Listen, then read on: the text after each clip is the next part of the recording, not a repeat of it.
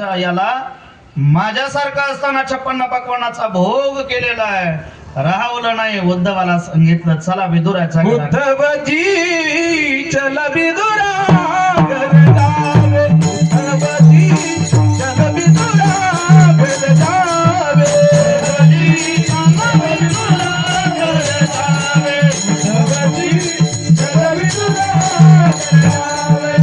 बड़े बड़े मंदिर कौन काम के, बड़े बड़े मंदिर कौन काम के, प्रेम आदर नहीं गावे, उद्धवजी चला विदुरा घर जावे, उद्धवजी चला विदुरा घर जावे.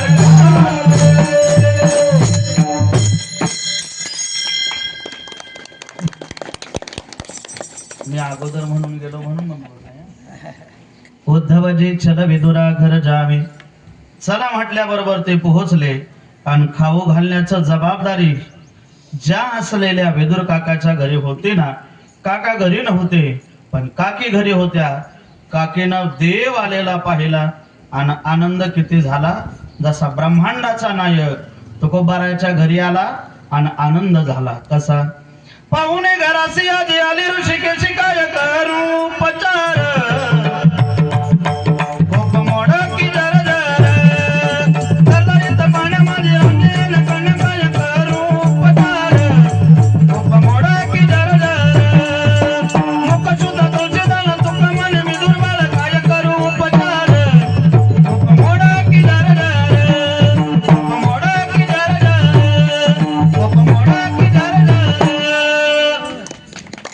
एवढा आनंद झाला, एवढा आनंद झाला. मीठ टाकायची जिजा विसरली तरी ते तुकोबारायनं जेवावं ना. तसा आनंद माझ्या असलेल्या काकीला झाला. काकीनं अर्धा डझन केळं खाली आणि साल्ट कुणाला दिली? देवाला. साग विदुर घर पायी. आणि काकाचं आगमन आलं. आल्याबरोबर काकानं आवाज दिला. काय? काकी अहो भानावं या भानावं. काय झालं? म्हणे केळ स्वतः खाता आणि साल्ट कुणाला दिलं? देवाला. त्यावेळी काकी भानावर आल्या. नवल नाही महाराज, स्वतः असलेल्या देवाला हात विदुर काकाचं उत्तर आहे.